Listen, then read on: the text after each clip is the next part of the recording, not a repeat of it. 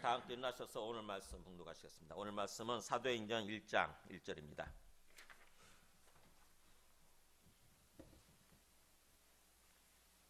신약 페이지 187조 1장 1절에서 11절까지 저희는 한 절씩 교독하시겠습니다.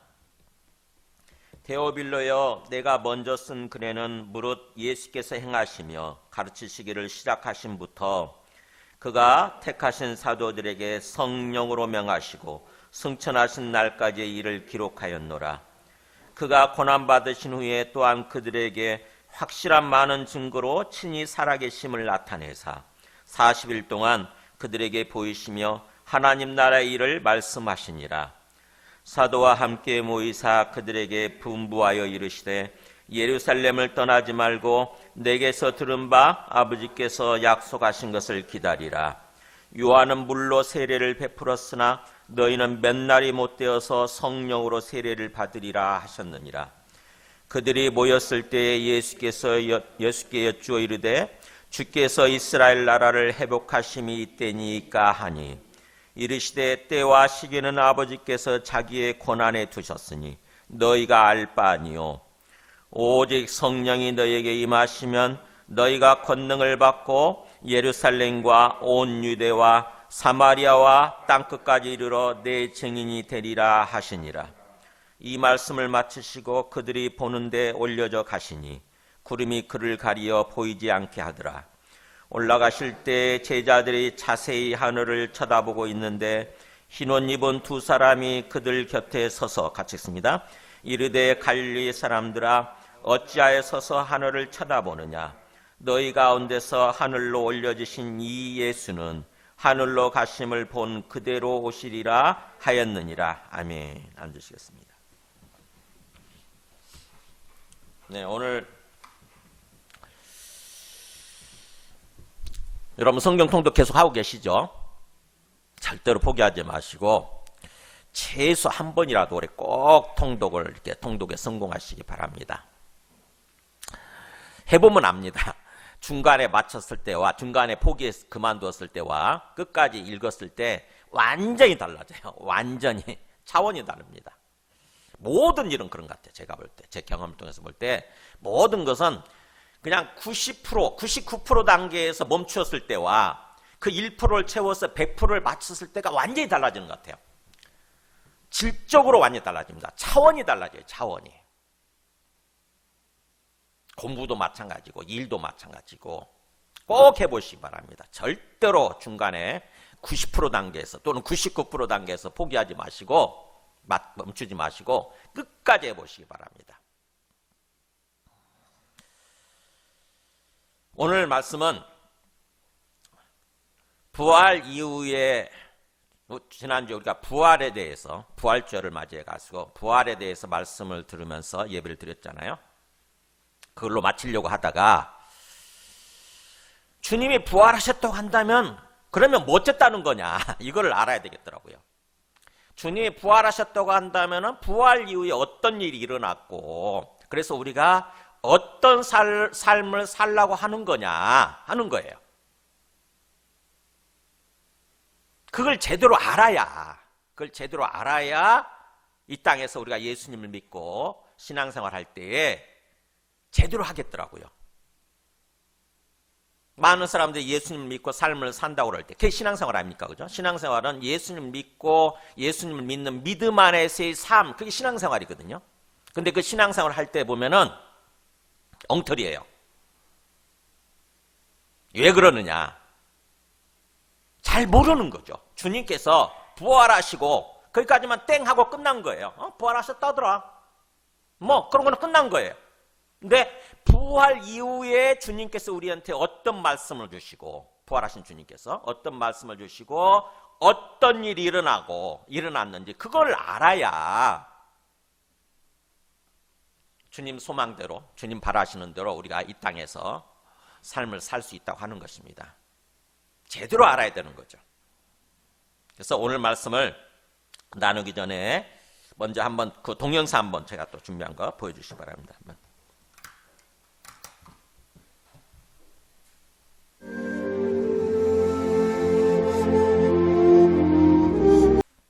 그러니까 핵심은 부활을 통해서 십자가에 죽으셨던 예수님이 누구신가를 제대로 알고 제대로 믿는 거예요. 진정으로.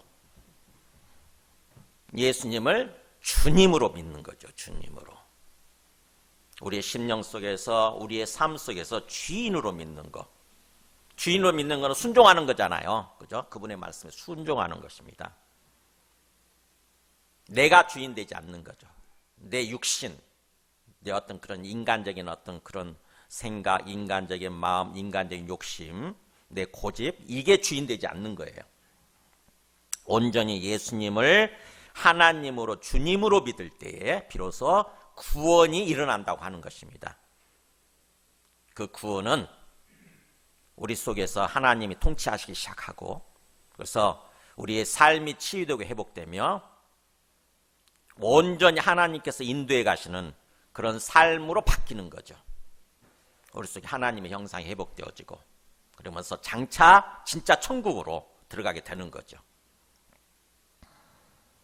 이게 구원입니다. 그래서 오늘 말씀 보면은 예수님께서 부활하신 이후에 어떤 일이 일어났고 어떤 말씀을 주셨는지 이 사도 바울이 아니죠.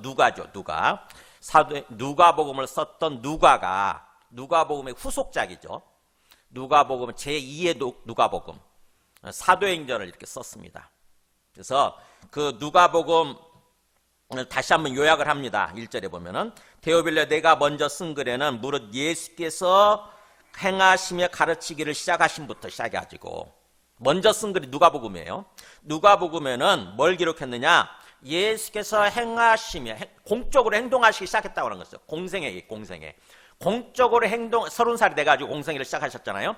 공생애를 시작하신부터 시작해가지고 사람들한테 가르치신 거예요. 말씀을. 구약의 말씀을 가지고 복음을 가르치신 거죠. 그때부터 그 모든 거, 물으시란 말은 모든 거예요.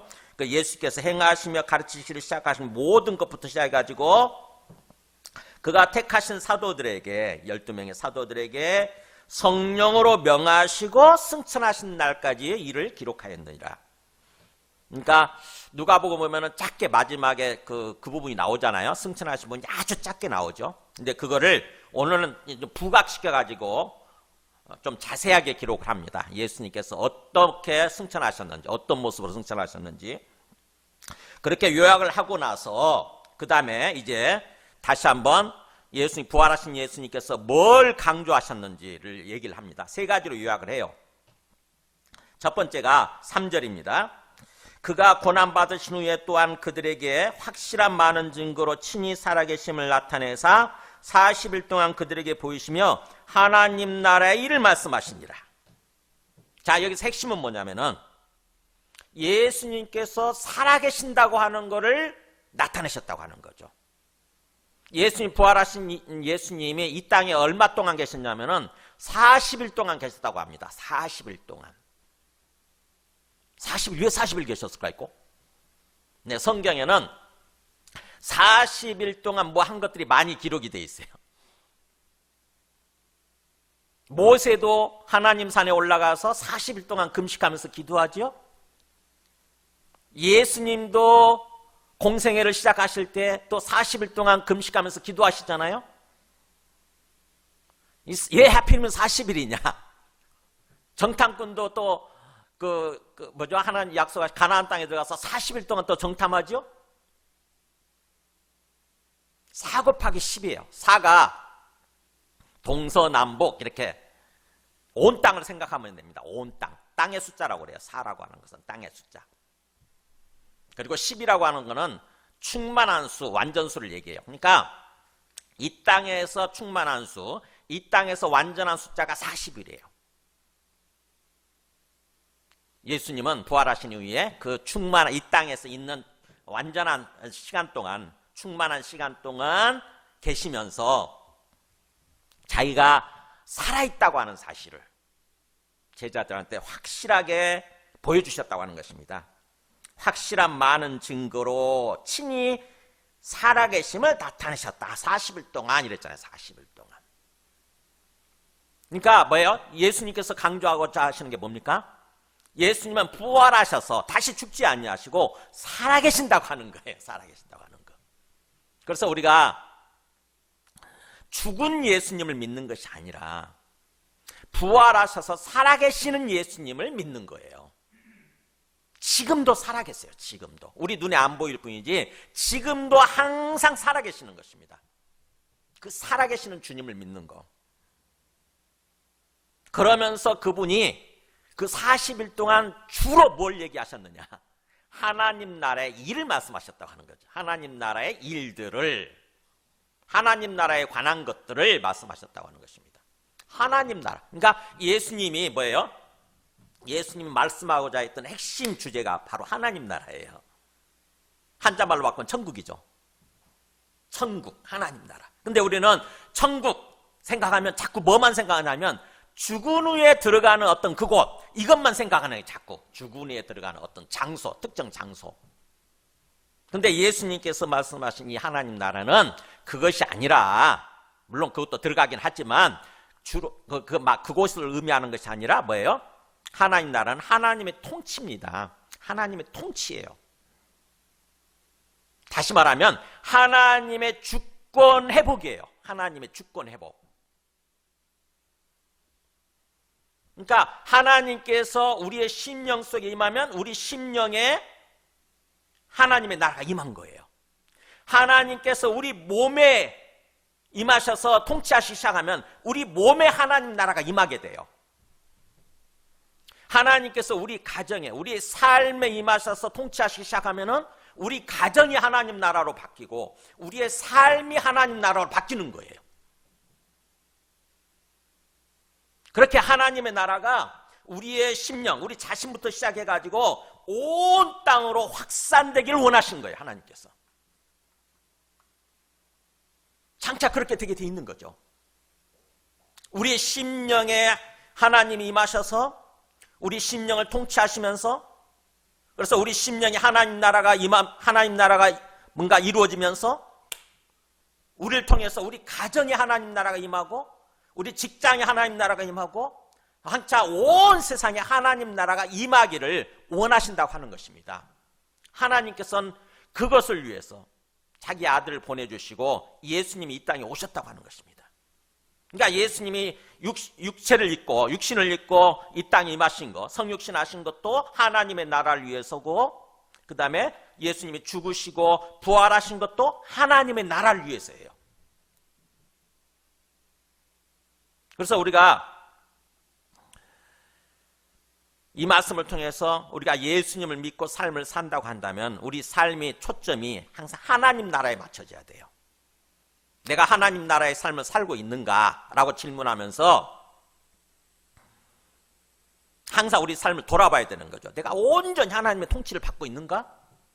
온전히 하나님을 주인으로 모시고 그 주권에, 하나님의 주권에 순종하면서 하나님 나라의 삶을 살고 있는가, 하나님 통치를 받는 그런 삶을 살고 있는가라고 맞춰봐야 된다고 하는 것입니다. 돌아봐야 된다고 하는 것입니다. 마태복음 12장 22절 보면 예수님께서 하나님 나라가 임하는 것에 대해서 어떻게 시범을 보이시는가 보세요. 그때 귀신 들려 눈 멀고 말 못하는 사람을 데리고 왔거늘 예수께서 고쳐주심에 그 말 못하는 사람이 말하며 보게 된지라. 같이 읽습니다. 내가 하나님의 성령을 힘입어 귀신을 쫓아내는 것이면 하나님의 나라가 이미 너희에게 임하였느니라. 이렇게 말씀하세요. 그러니까 귀신 들려가지고 눈도 안 보이지요, 말도 못하지요. 그러니까 완전히 뭐예요? 눈 안 보이 장님이지요, 말도 못하는 벙어리죠. 그러니까 총체적으로 이 사람이 얼마 총체적인 난국에 빠진 사람이잖아요, 그죠? 삶 자체가 완전히 사망 가운데 빠진 거 아닙니까?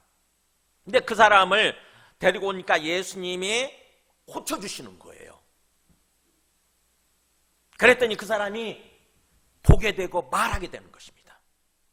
근데 그것을 놓고 예수님이 뭐라고 말씀하시냐면 내가 하나님의 성령을 힘입어, 하나님 아버지의 성령이죠. 성령을 힘입어서 내가 이렇게 했다는 거죠. 성령을 힘입어서 이 사람을 위해서 기도하고 안수했더니 이 사람이 그렇게 고쳐져 가지고 말도 하게 되고 눈도 보게 될 수 있게 됐다고 하는 거예요. 그러면서 그게 바로 하나님의 나라가 임한 거다라고 말씀하시는 것입니다.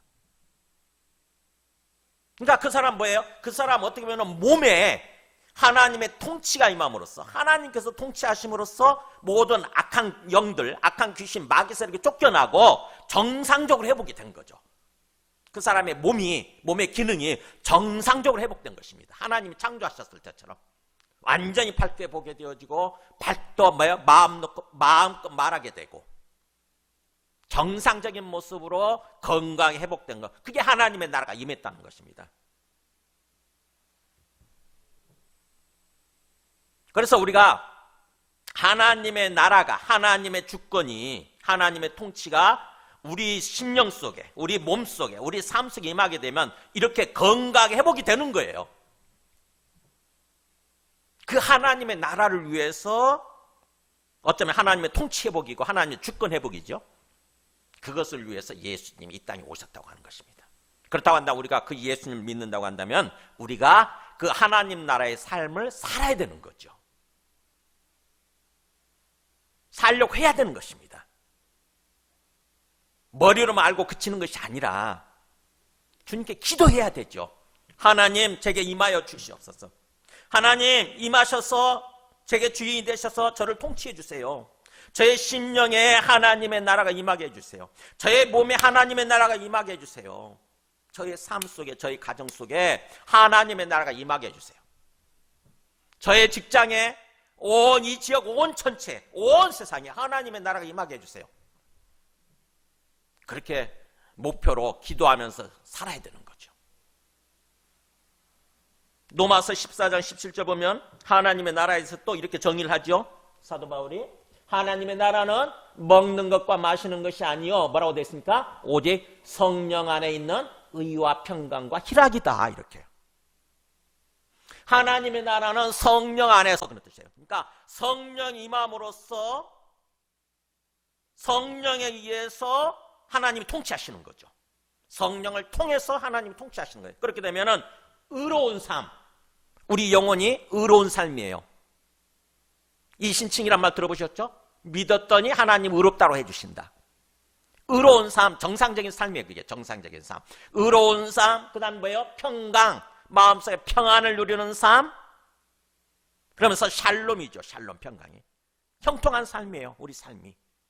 그러면서 희락, 기쁨이에요. 기쁨. 우리 마음속에 기쁨이 충만히 임한 삶. 이거라고 하는 거죠.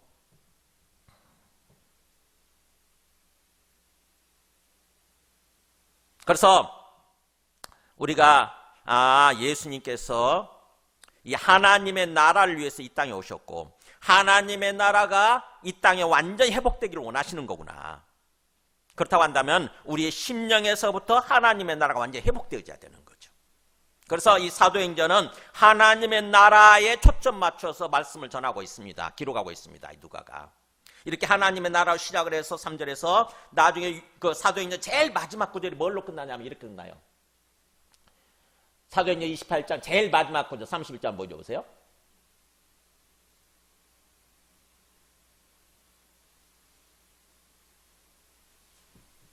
제가 준비한 게 있을 텐데. 이렇게 돼 있잖아요. 보세요. 마지막 구절이에요. 읽어볼까요? 하나님의 나라를 전파하며 예수 그리스도의, 주 예수 그리스도에 관한 모든 것을 담대하게 거침없이 가르치더라. 사도 바울이 감옥에 지금 구속 상태잖아요. 그죠? 가택연금 상태예요. 가택연금 상태에 있으면서도 뭐예요? 사람들 초청해가지고 그들한테 뭘 전했느냐? 하나님의 나라. 그 하나님의 나라는 바로 뭐예요? 주 예수 그리스도예요. 예수님이 주님이 되시고 그리스도가 되신다라고 하는 것을 환경에 상관없이, 환경에 구애받지 않고 담대하게, 그리고 거침없이 가르치더라 라고 끝나요. 딱 마침표로 끝나는 것이 아니라 계속 그렇게 가르치더라예요. 그래서 사도행전은 맞춰지지 않는 성경입니다. 마침표가 없는 성경이에요. 사도행전은 계속되는 성경이에요. 누구에 의해서 계속되냐? 사도 바울을 계승해서 우리들에 의해서. 우리가 계속 이렇게 하나님의 나라를 전파하면서 주 예수 그리스도를 전하면서 삶을 살아야 된다고 하는 거죠. 하나님의 나라를 전파하는, 하나님의 나라를 확장시켜가는 그런 삶을 살아야 된다고 하는 것입니다. 그래서 사도행전 29장은 우리가 써가는 거예요. 우리가. 이게 첫 번째 말씀이에요. 그래서 제가 이 말씀을 여기까지 준비했는데 이 말씀을 준비하고 기도하는 가운데 주님께서 어떤 말씀을 전하라고 하시냐면은, 그렇다고 한다면은 정말 너의 심령에서부터, 우리 심령에서부터 하나님의 나라가 임하도록 하라라고 하는 그 말씀을 주셨어요. 하나님의 나라가 온전히 임하려면 내 주권을 내려놓아야 돼요. 야고보서 4장 11절 12절 보여줘 보세요. 우리가 어떤 것 때문에 어떤 사람을 미워하고 그 사람을 뭔가 판단하고 이걸 붙들고 있으면은 하나님의 나라가 우리 심령 속에 온전히 임하지 않는 거죠. 그래서 야고보서 말씀이 이제 이해가 되더라고요. 이거 보세요. 형제들아 서로 비방하지 말라 그러면서 형제를 비방하는 자나 형제를 판단하는 자는 미워하고 판단하고 정죄하고 막 어떤 그런 원망하고 분노하고 이렇게 되면 그것은 곧 율법을 비방하고 율법을 판단하는 것이다. 하나님의 말씀이죠. 하나님의 말씀을 비방하고 하나님의 말씀을 판단하는 것이 되어버린다. 너가 만약 그런 식으로 하나님의 말씀, 율법을 판단한다고 한다면 너는 하나님의 말씀, 율법의 준행자가 아니고 네가 재판관이 되는 거다. 네가 스스로 하나님이 되어버리는 거다. 네가 신이야, 네가 신. 그래서 그러지 말고 입법자와 재판관 오직 한 분이시니 능히 구원도 하실 수 있고 멸하기도 하시는 그분이시다. 그러면서 너는 누구이기에 이웃을 판단하느냐 이렇게 얘기를 해요. 네가 누군지 정체성을 분명히 해라라고 하는 거죠. 그죠? 너는 하나님이 아니고 그 하나님의 말씀을 준행해야 되는, 순종해야 되는, 하나님의 주권을 인정하고 하나님의 주권에 순종해야 되는 그런 존재다라고 하는 거죠. 그래서 로마서 12장 14절도 사도 바울이 그렇게 얘기를 하더라고요.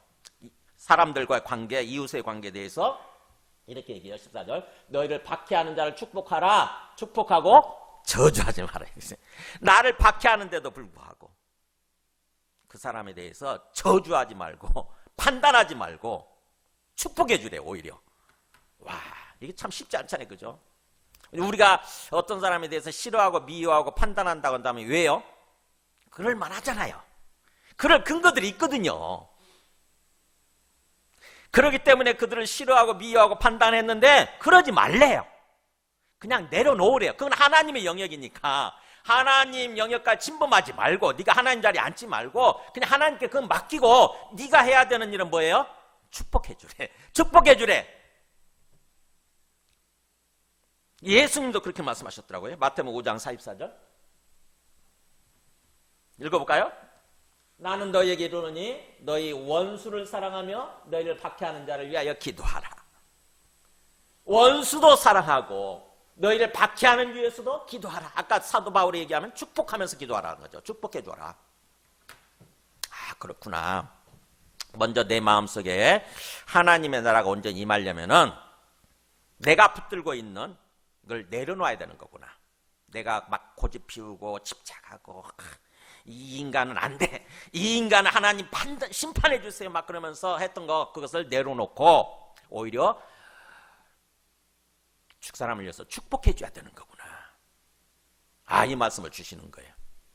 그래서 오늘 이 시간 함께 여러분 참 싫은 사람들 있잖아요. 그죠? 미운 사람들 있잖아요. 충분히 정말 이런저런 이유로 그런 사람 많더라고 보니까. 다 내려놓으세요. 이 시간 다 내려놓고 그 사람을 위해서 그 사람을 생각하면서 이렇게 기도하시기 바랍니다. 주님, 그 사람한테 그 사람을 복을 주시옵소서. 내가 그동안 미워하고 싫어했지만 이 시간 그걸 내려놓고 그 주님께 맡기고 그 사람을 위해서 축복하면서 기도를 드립니다. 주님, 그 사람의 복을 주시옵소서. 그들의 심령에 복을 주시고 그들의 몸에 복을 주셔서 몸을 건강하게 해주시고 그들의 삶에 하는 일에 복을 주셔서 그의 삶이 형통하고 복되게 하여 주시옵소서. 이렇게 기도하는 것입니다. 이 시간 함께 잠깐 기도하겠습니다. 하나님 아버지 감사합니다. 이 시간 주님의 말씀에 순종해서 먼저 우리의 심령에 우리의 삶 속에 하나님의 나라가 임하도록 하기 위해서 그동안 붙들고 있었던 것, 또 미워하고 판단하고 정죄했던 것들을 이제 내려놓고 이 시간 그들을 위해서 축복하면서 기도를 드립니다. 주님, 그 사람의 모든 죄와 허물을 용서해 주시고 그들의 심령에 복을 주시고 그들의 몸에 복을 주셔서 몸을 건강해 주시고 그들의 삶에 복을 주셔서 그들의 삶이 형통하고 복되어 수 있게 해주시옵소서. 무엇보다도 그들의 영혼의 복을 주셔서 그들의 진정으로 살아계신 주님을 믿게 하여 주시고 구원받게 하여 주시고 그들의 삶이 참으로 형통하고 복되게 하여 주시옵소서. 이 시간 이후로 온전히 내가 모든 미워하는 것들을 다 내려놓고 판단하는 마음 완전히 내려놓고 오직 그 사람을 축복하면서 기도하면서 그렇게 살아가기를 원합니다. 주님께서 온전히 우리의 심령 속에 주님이 임하셔서 주님이 통치해 주시고 주님이 주가 되어 주시고 주님께서 하나님 나라가 임하게 하여 주시옵소서. 하나님 나라의 삶을 살아가게 하여 주시옵소서. 네, 두 번째 말씀입니다. 두 번째, 주님께서 그렇게 하나님 나라에 대해서 강조하시면서 말씀하시고 그 다음에 4절부터 8절까지 보면은 뭘 강조하시냐면 성령 받아라 라고 말씀하십니다. 성령. 두 번째 말씀, 우리가 성령을 받고 성령의 권능으로 살아가는 삶, 항상 성령 충만한 삶, 성령 충만해서 성령의 권능으로 주님을 증거하는 삶을 살아야 된다고 하는 것입니다. 그 말씀을 주시는 거예요. 4절에 그죠? 사도와 함께 모이사 그들에게 분부하여 명령합니다. 이 분부는 명령이에요. 명령. 우리가 해도 되고 안 해도 되는 것이 아니라 예수님의 명령이에요. 명령하여 이르시되 뭐라고 하냐면은 예루살렘 떠나지 말고 내게서 들은 바 아버지께서 약속하신 것을 기다리라. 내게서 들은 바, 즉 예수님이 이미 말씀해 주셨다고 하는 거죠. 그러면서 아버지께서 약속하신 것, 그러니까 하나님 아버지께서 이미 약속해 주셨고 그걸 예수님이 계속해서 뭔가 반복해서 말씀해 주셨던 거예요.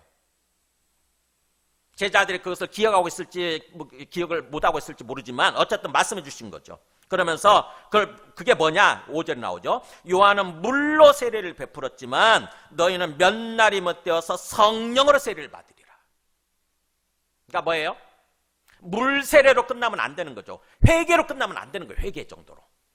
성령을 받아야 되는 거예요. 물 세례는 회개입니다. 회개. 그동안에 내가 뭔가 어떤 잘못된 삶을 살았던 거죠. 하나님을 주인으로 모시지 않고 하나님을 믿지 않고 내가 주인 되어서 세상이 주인 되어서 세상 것들을 주인 삼고 살았던 그것들, 우상신을 숭배하면서 살았던 그것들을 회개하는 거죠. 그게 물로 세례를 받는 거예요. 근데 거기서 끝나면 안 되고 성령, 하나님의 영을 받아야 된다고 하는 것입니다. 요 몇 날이 몇 되어서 얼마 안 있으면 그런 뜻이에요. 얼마 안 있으면 몇 날이 못 되어서 앞에 요가 있어요. 이것들이라고 하는. 요 몇 날이 못 되어. 그러니까 예수님은 지금 이 말씀을 하시는 게 뭐예요? 41점쯤 됐을 때죠. 이제 곧 승천을 앞두고 있는. 그래서 어떻게 보면 이 말씀을 주시고 나서 불과 진짜 열흘이 지난 후에 오순절에 2장이죠. 오순절에 곧 성령이 진짜 임하게 되죠. 성령을 받게 되죠. 그걸 예고하시는 거예요. 요 몇 날이 못 되어서 너희는 성령으로 세례를 받을 거야. 그 말씀을 하신 거죠. 그랬더니 제자들이 고민을 많이 한 것 같아요. 이게 뭐지? 성령 받는다는 게 뭘까? 성령 받으면 어떻게 되나? 그래서 고민을 하다가 6절에 질문을 하죠. 그들이 모였을 때 예수께 여쭈이르되 주께서 주여 이렇게 부르면서 그렇게 돼 있어요. 주여 당신께서 이스라엘 나라를 회복하시면 이때니까? 성령이 임하게 되면 이스라엘 나라를 회복하는 게 이때입니까? 이렇게 질문한 거예요. 이때에 정확히 사실은 앞에 보니 이때가 원래 앞에 있죠. 강조하기 위해서 이때가 되면 주여 이때가 되면 이때에 당신께서 이스라엘 나라를 회복해 주시는 겁니까? 라고 제자들은 때를 강조한 거예요. 제자들은 때에 굉장히 궁금한 거예요. 때가 굉장히 궁금하고 관심이 많은 것입니다. 거기 집중한 거예요. 때. 야, 성령을 임하게 되면 바로 그때 이스라엘 나라가 회복되는 건가? 이때 이스라엘 나라는 뭐예요? 하나님의 나라가 아니고 그들이 생각하는 구원, 즉 다시 말하면 이스라엘이 로마로부터 독립을 해가지고 로마의 지금 통치를 받고 있는데 로마로부터 독립해서 정치적으로 독립을 이루는 거, 다윗 왕 때처럼 정치적으로 독립을 이루고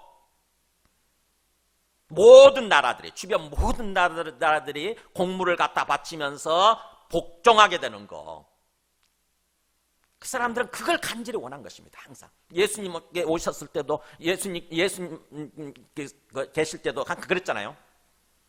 500여 기적을 일으켰을 때도 예수님이 메시아구나. 그렇다면 왕으로 세워져야 되는 거구나. 그래가지고 예수님을 왕으로 모시려고 또 안달하지 않습니까? 그렇잖아요. 그냥 육신적으로 항상 생각하는 거예요. 육신적으로 이 사람들은.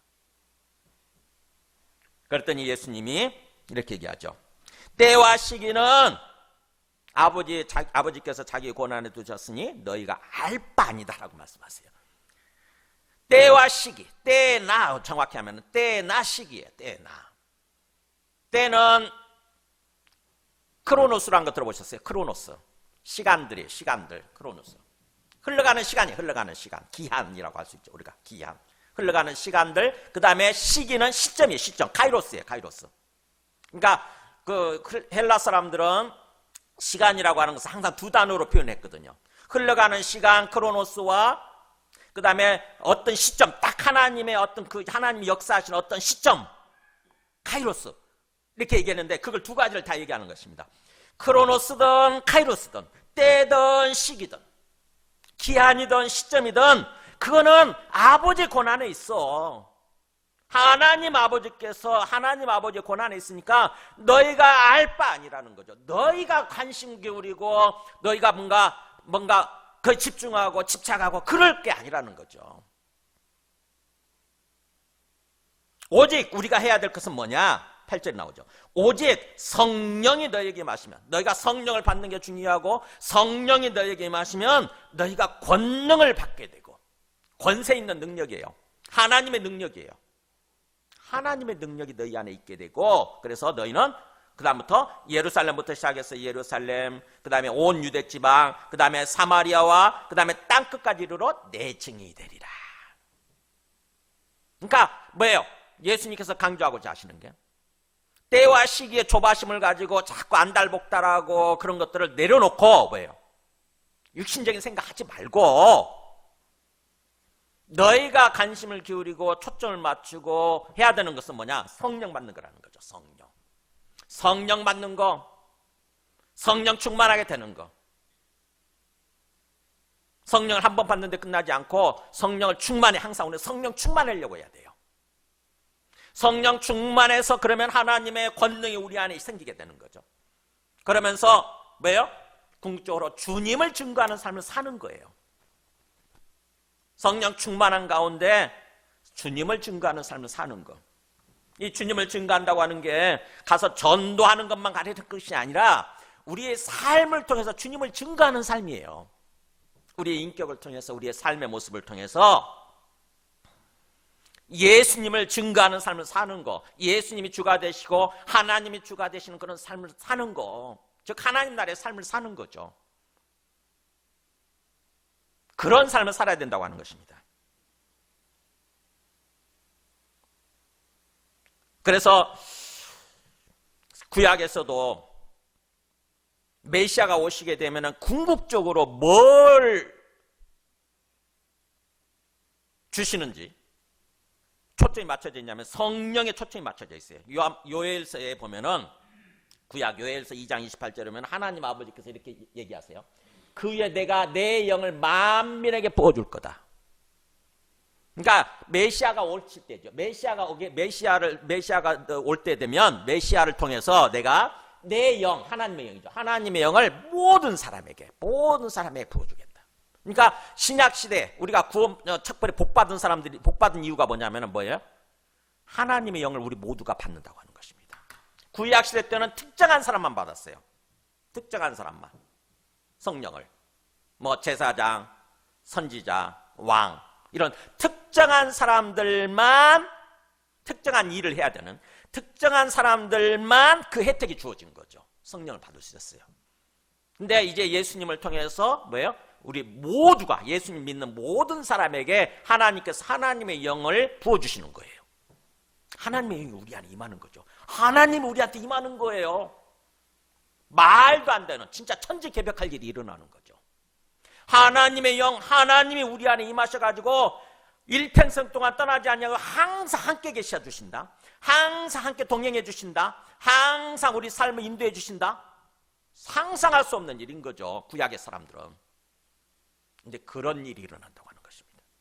그게 하나님 아버지께서 약속해 주신 거예요. 근데 그거를 예수님께서 또 말씀해 주셨죠.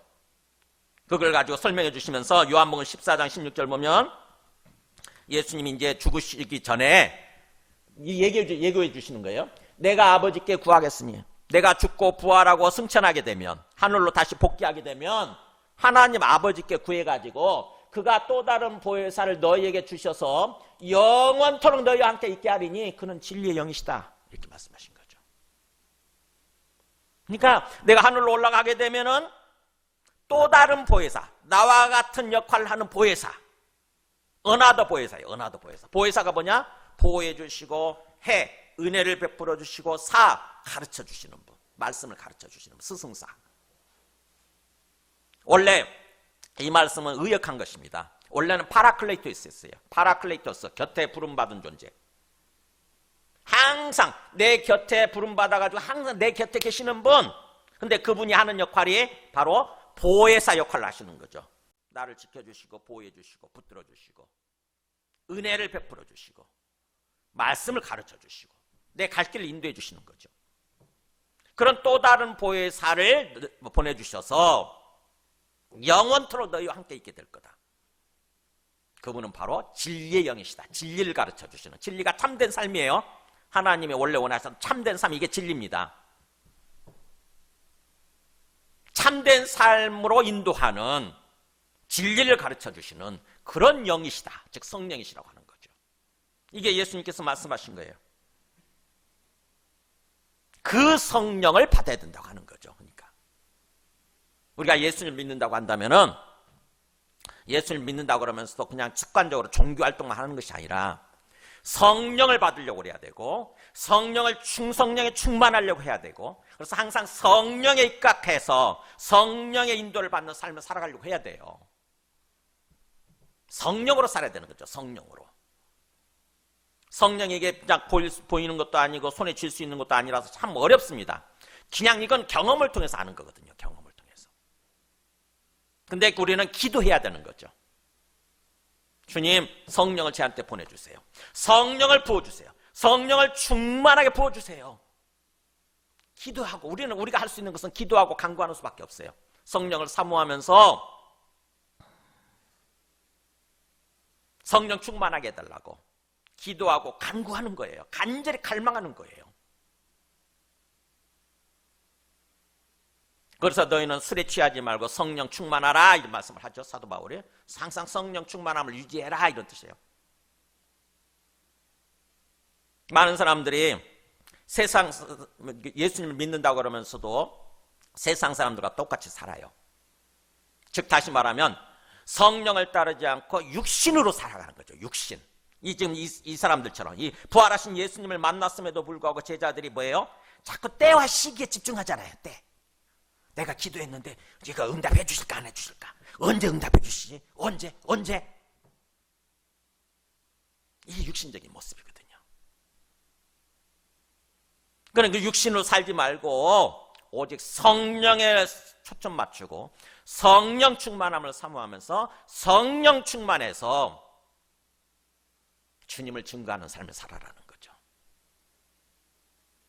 예루살렘부터 시작해서 내 가장 가까운 예루살렘, 내가 지금 있는 곳 예루살렘부터 시작해서 그 다음에 예루살렘을 둘러싸고 있는, 예루살렘이 속해 있는 온 유대 지방, 우리식으로 이야기하면 뭐 경기도 지방,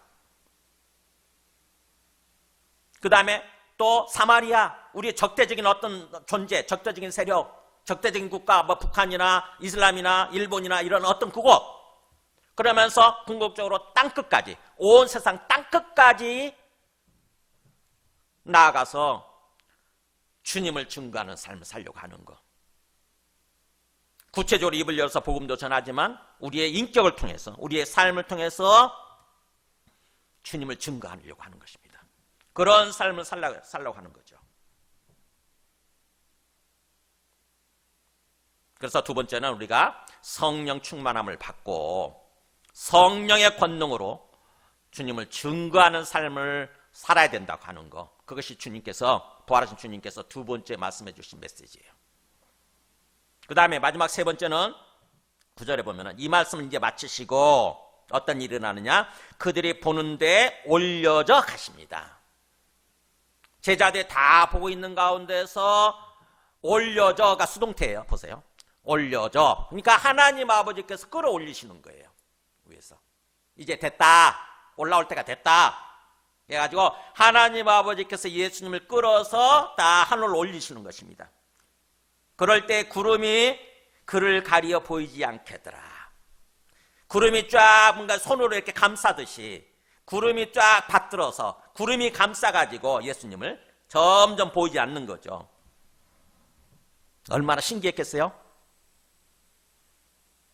마치 우리가 그 미사일 쏠 때 로켓 있잖아요. 누리호 쏠 때 보면은 하늘로 막 솟구칠 때 쭈러지게 쳐다보잖아요. 그죠?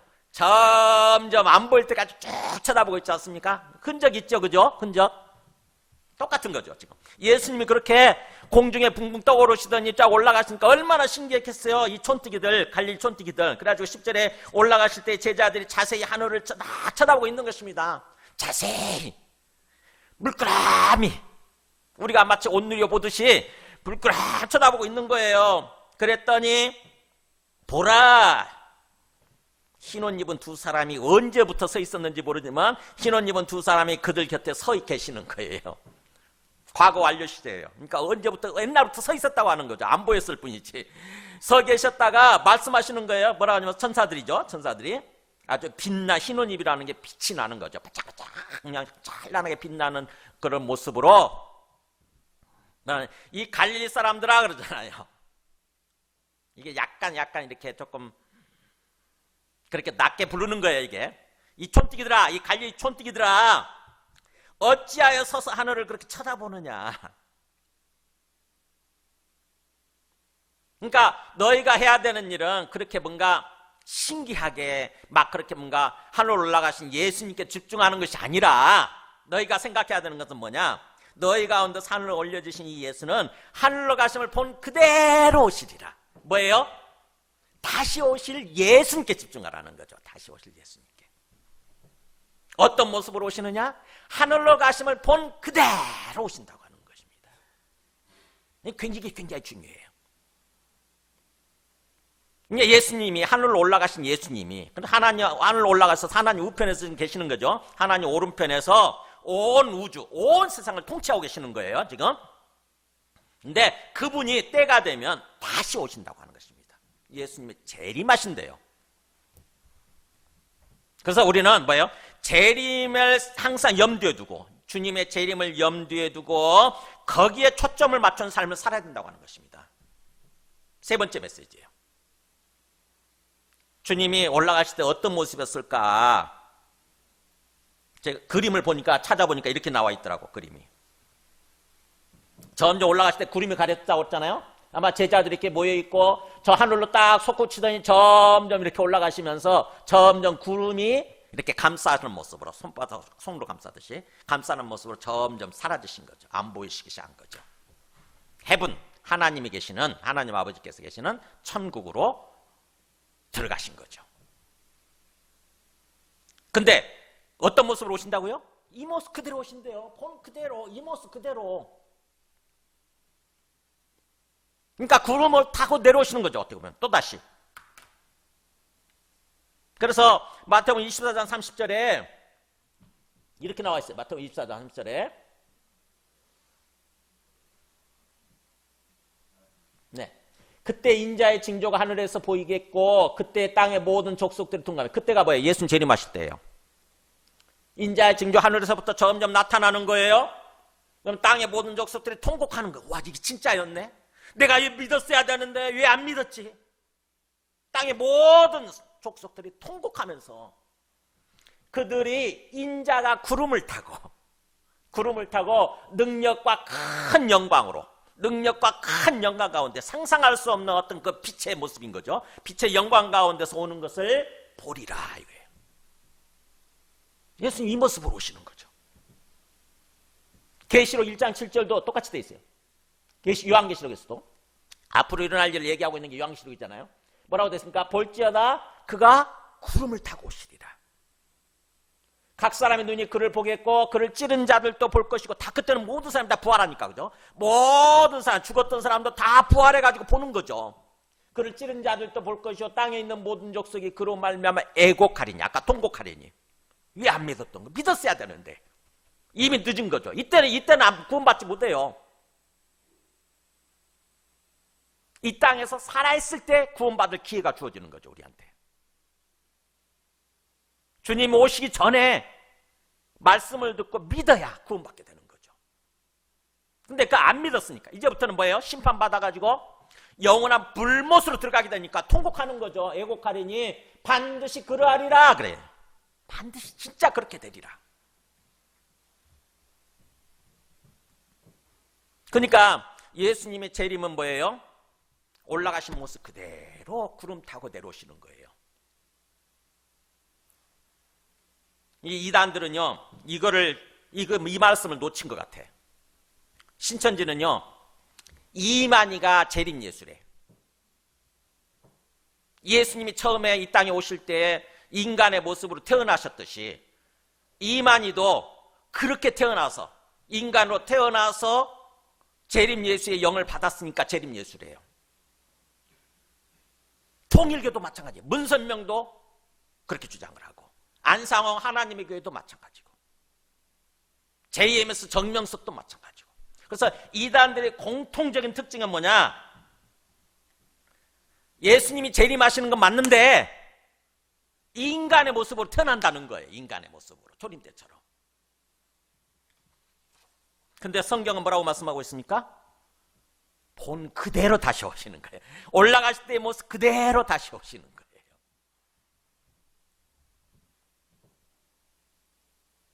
제가 신천지하고 논쟁을 할 때 이 말씀을 보여줘요. 봐라, 올라갔을 때 본 그대로 온다고 하지 않았냐고. 어떻게 이만희가 재림 예수냐.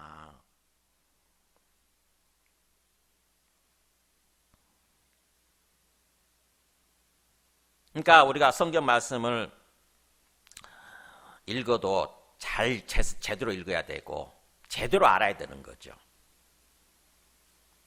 초대교회 때는요, 어떻게 재림하신다고 했냐면 예수님께서 영으로 재림하신다 그렇게 믿었어요. 영으로 재림하신다.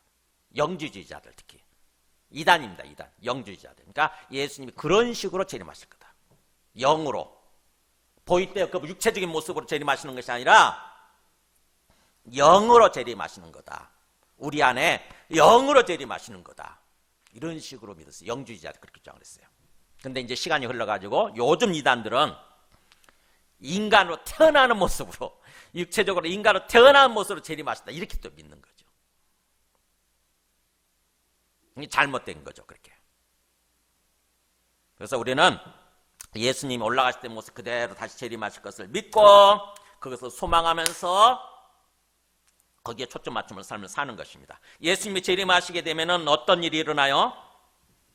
본격적으로 완전한 심판, 완전한 구원이 펼쳐지는 거죠. 요한복음 5장 27절 보면 예수님 재림하실 때 이렇게 해야 돼요. 인자됨으로 말미암아 심판하는 권한을 주셨느니라. 그러면서 이를 놀랍게 여기지 말라. 무덤 속에 있는 자가 다 그의 음성을 들을 때가 오나니. 무덤 속에 있는데 음성을 듣고 부활하는 거죠. 믿었든 안 믿었든지 간에 다 부활해요. 다 부활해가지고 같이 있습니다. 29절 선한 일 행한 자는 생명의 부활로, 악한 일 행한 자는 심판의 부활로 나오리라 이거예요. 그러니까 예수님을 믿고 선한 삶을 사는 사람, 하나님 뜻에 합당한 삶을 사는 사람들은 생명의 부활, 영생의 부활이죠. 영생의 부활. 천국으로 들어가는, 영생을 들어가는 그 영생을 얻기 위한 그 부활이 있고, 그 다음에 악한 일 행한 자, 하나님 믿지 않고 예수님을 믿지 않고 악하게 삶을 산 거죠. 그런 사람은 심판의 부활로 나오리라. 이 심판 어떤 심판이에요? 불못으로 들어가는, 영원한 불의 바다, 불의 연못 속에 들어가게 되는, 영원히 고통을 겪는 그런 부활이 있다고 하는 거죠. 그래서 그 모습을 미리 얘기하고 있는 게 요한계시록 20장 12절이죠. 20장 12절 보면 이제 예수님 재림하실 때 심판하신 분 나오죠. 죽은 자들이 자기 행위를 따라 책들에 기록된 대로 심판을 받는 거예요. 죽었던 사람들이 다 부활해가지고 재판장이 앞에 예수님이 앉아 계시고 부활해가지고 다 심판을 받는 것입니다. 근데 그 앞에 죽은 사람들 뭐예요? 그 사람들 앞에 책들이 한 권씩 다 놓여져 있는 거예요. 그 책이 뭐냐면은 자서전이 아니라 타서전이겠지. 그 사람의 전기, 그 사람이 일생일대 동안 살았던 모습, 그걸 다 기록이 돼 있는 거죠. 다. 그래서 책들에 기록된 대로 그 사람의 행위대로 심판을 받는 거예요. 그래서 누구든지 생명책에 기록되지 못한 자는, 이 생명책은 재판장이신 예수님 앞에 놓여져 있는데, 생명책에 기록되지 못한 자는 다 그렇게 불못에 던져지더라 이거예요. 예수님 재림하시면 이런 일이 일어나는 거예요. 그래서 이 요한계시록 22장 마지막 말씀이겠네요. 요한계시록 22장 12절 보면 이렇게 요한계시록을 마무리하면서 이렇게 예수님이 말씀하세요. 보라, 내가 속히 오리니 내가 줄 상이 내게 있어 각 사람에게 뭐라고 되어 있습니까? 그가 행한 대로 갚아주리라. 행한 대로 갚아주리라. 갚아주신다는 거죠. 심판하신다는 것입니다. 그가 행한 대로 한 것은 뭐예요? 삶대로 그런 뜻이야. 그가 산 대로, 그의 삶대로.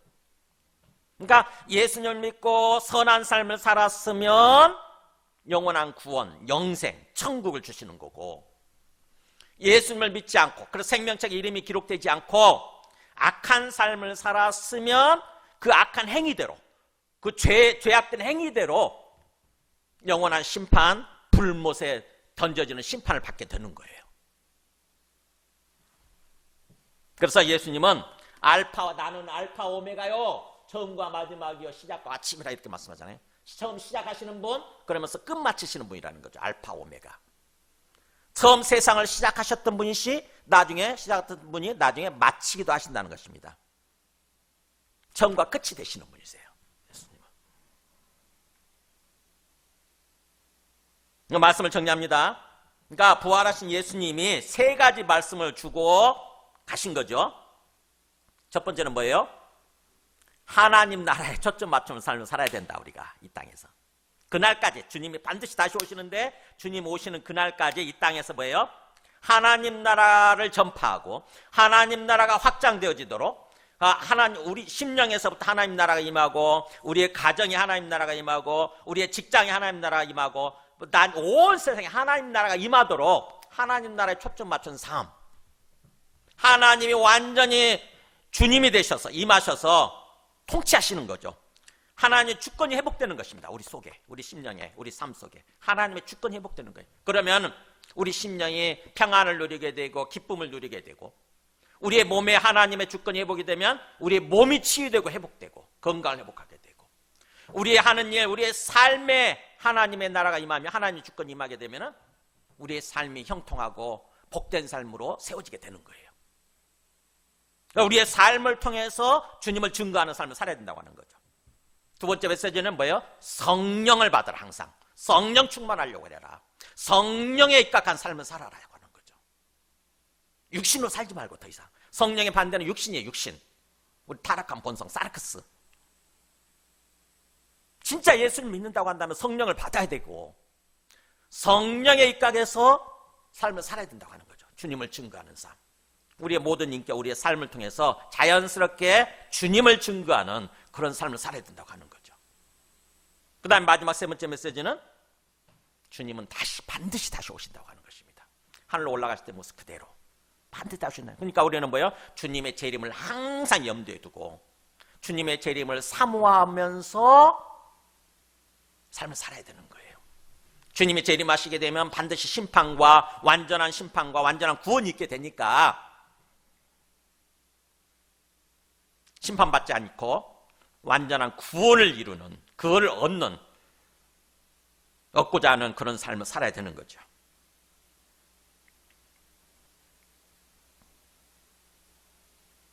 그래서 로마서 14장 9절,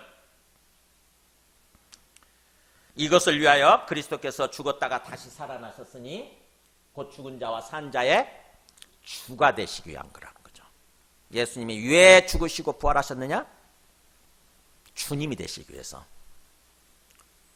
주권 회복을 위해서, 소위 하나님의 나라를 위해서, 하나님의 나라를 위해서.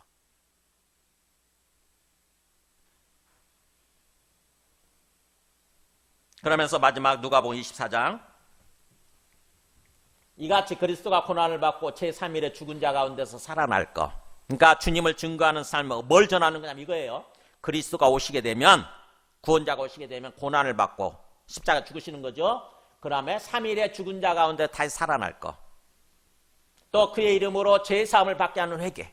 그러니까 예수님의 이름을 믿고 예수님을 믿고 회개하면 죄를 용서해 주시는 거죠. 하나님을 배반했던, 하나님을 떠났던 죄를 용서해 주시고 정상적인 관계를 회복시켜 주시는 것입니다. 의로움으로 회복시켜 주시는 거예요. 하나님의 백성으로, 하나님의 자녀로 회복시켜 주시는 거예요. 그래서 하나님이 또 임하셔서 하나님이 주관하시고 하나님이 통치하시는 그런 삶을 살아갈 수 있도록 회복시켜 주시는 거예요. 그거를